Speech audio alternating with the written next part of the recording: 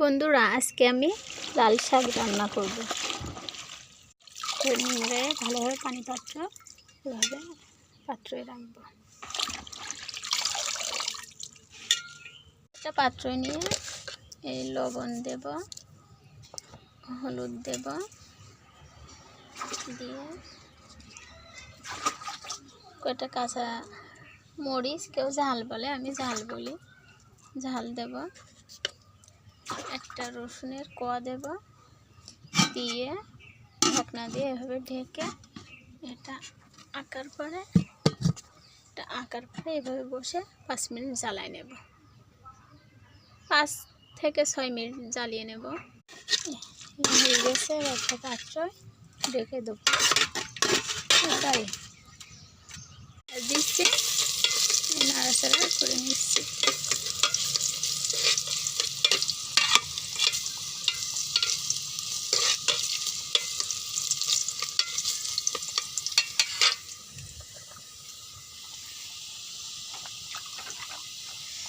এগুলো